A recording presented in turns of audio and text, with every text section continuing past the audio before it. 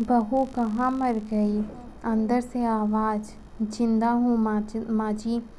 तो फिर मेरी चाय क्यों नहीं अभी तक नहीं आई? कब से पूजा करके बैठी हूँ, ला रही हूँ माँ जी। बहू चाय के साथ भजिया भी ले आई। सास ने कहा, तेल का खिलाकर क्या मारेगी? बहू ने कहा, जी ले जाती हूँ। सास ने कहा, रहने दे, अब बना दिया है तो खा लेती हूँ। सास ने भजिया उठाई और कहा, कितनी गंदी भजिया बनाई है तुमने।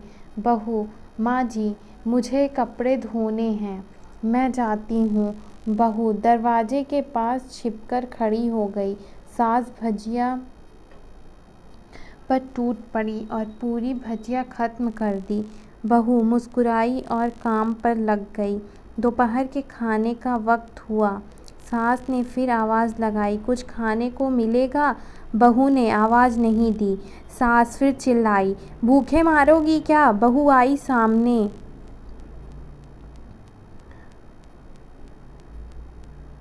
खिचड़ी रख दी। सास गुस्से से, ये क्या है? मुझे इसे नहीं खाना, इसे ले जाओ। बहू ने कहा, आपको डॉक्टर ने दिन में खिचड़ी खाने को कहा है, खाना तो पड़ेगा ही। सास मुंह बनाते हुए, हाँ तू मेरी माँ बन जा। बहू फिर मुस्कुराई और चली गई। इनके घर पूजा थी। बहू सुबह 4 बजे से उठ गई। पहले स्नान किया, फिर फूल लाई, माला बनाई, रसोई साफ़ की, पकवान और भोजन बनाया। सुबह के 10 बज गए। अब सास भी उठ चुकी थी। बहू अब पंडित जी के साथ भगवान के वस्त्र तैयार कर रही थी। जब ऑफिस की छुट्टी भी थी, उसके पति भी घर पर थे। पूजा शुरू हुई। सास चिल्लाती, बहू ये नहीं है, वो नहीं है। बहू दौड़ी दौड़ी आती और सब करती। अब दोपहर के 3 बज गए। आरती की तैयारी चल रही थी। पंडित जी सबको आरती के लिए बुलाया और सबके हाथों में थाली दी। जैसे ही बहू ने थाली पकड़ी, थाली हाथों से गिर पड़ी। शायद भोज बनाते हुए बहू के हाथों में तेल लगा था, जिसे वो पोंछना भूल गई थी। सारे लोग तरह तरह की बातें करने लगे। कैसी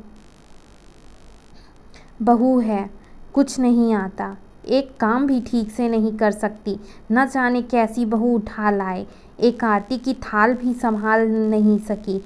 उसके पति भी गुस्सा हो गए, पर सास चुप रही, कुछ नहीं कहा, बस यही बोल के छोड़ दिया,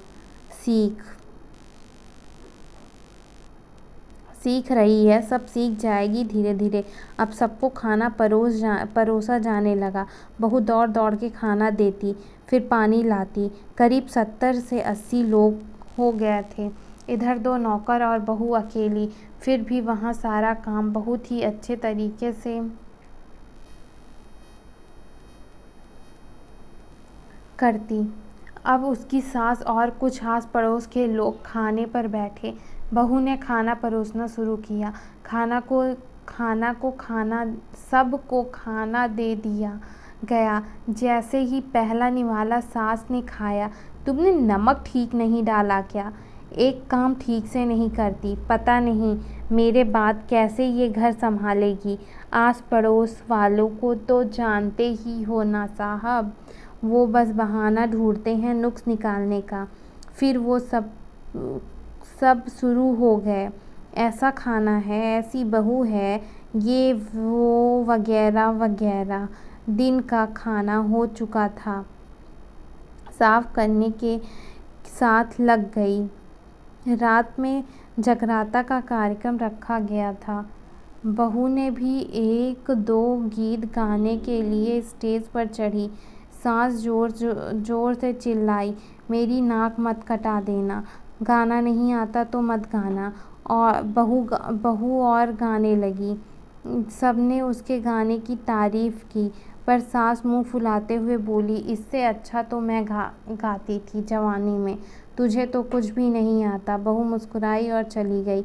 अब रात का खाना खिलाया जा रहा था। उसके पति के ऑफिस के दोस्त साइड में ड्रिंक करने लगे। उसका पति चिल्लाता, थोड़ा बर्फ़ लाओ, तो सास चिल्लाती, यहाँ दाल नहीं है।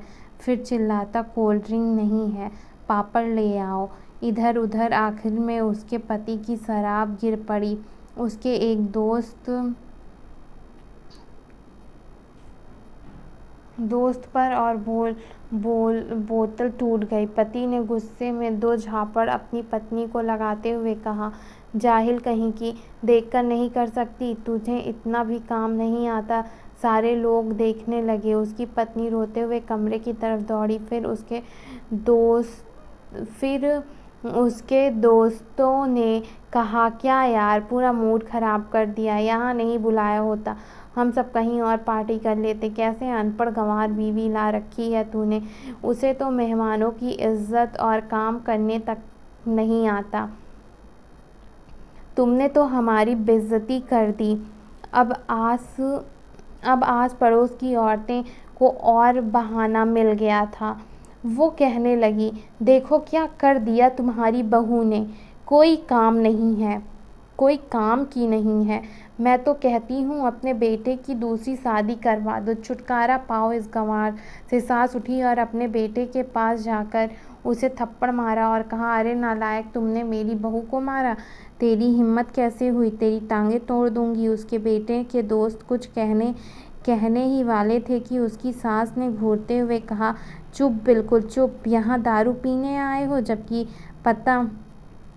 जबकि पता है आज पूजा है और तुमने पार्टी करनी है। कैसे संस्कार दिए हैं तुम्हारे माता पिता ने।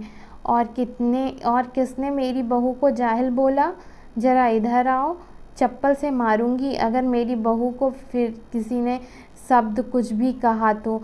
अरे पापी, तूने उस लड़की को बस इसलिए मारा कि तेरी शराब टूट गई। पापी, वो बच्ची सुबह 4 बजे से उठी है, घर का सारा काम कर रही है, ना सुबह से नाश्ता किया, ना दिन का खाना खाया, फिर भी हंसते हुए, सबकी बातें सुनते हुए, ताने सुनते हुए घर के काम में लगी रही। तेरे यार दोस्तों को वो अच्छी नहीं लगी, जूते से मारूंगी तेरे दोस्तों को जो कभी उन्होंने ऐसा कहा। उसके यार दोस्त चुपके से खिसक लिए। अब सास बहू के कमरे में गई और बहू का हाथ पकड़कर बाहर ले आई। और किसने कहा था अपनी बहू को घर से निकाल के दूसरी बहू ले आना, ज़रा सामने आओ।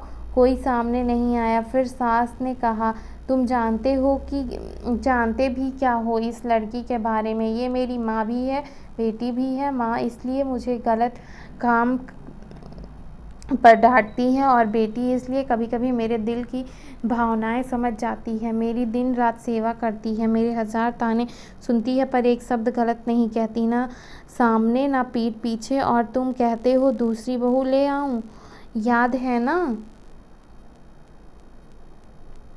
छुटकी की दादी। अपनी बहू की करतूत सास ने गुस्से से पड़ोस की महिला को कहा, अभी पिछले हफ्ते ही तुम्हें मियाँ बीवी भूखे छोड़ घूमने चले गए थे। मेरी इसी बहू ने 7 दिनों तक तुम्हारे घर पर खाना पानी, यहाँ तक कि तुम्हारे पैर दबाने जाती थी, और तुम इसे जाहिल बोलती हो। जाहिल तो तुम सब हो जो कोयले और हीरे में फ़र्क नहीं जानते। अगर आइंदा मेरी बहू के बारे में किसी ने एक लफ्ज़ भी बोला तो मुझसे बुरा कोई नहीं होगा, क्योंकि ये मेरी बहू नहीं, मेरी बेटी है। बहू सिसकियां लेते हुए फिर कमरे में चली गई। सास ने एक प्लेट उठाई और भोजन परोसा, बहू के कमरे में खुद ले गई। सास को भोजन लाते देख बहू ने कहा, अरे माँ जी, आप क्या कर रही हैं, मैं खुद ले लेती। सास ने प्यार से ताना मारते हुए कहा, डर मत, इसे जहर नहीं है, मार नहीं डालूंगी तुझे नई सांस चाहिए होगी, पर मुझे अभी भी तू ही मेरे घर की बहू चाहिए। बहू ने अपनी सास को रोते हुए गले लगा लिया। सास भी रो दी पहली बार और कहा, चल खाना खा ले। फिर मज़ाक करते हुए कहा, फिर मेरे पैर दबाने चले आना, और ये ख्याल मन में मत लाना कि सास पैर बोलती है। किसी दिन मैं इसका गला दबा दूंगी, क्योंकि कभी मैं भी यही सोचती थी। दोनों खूब हंसने लगती हैं। कुछ रिश्ते बहुत मीठे होते हैं, बस बातें कड़वी होती हैं।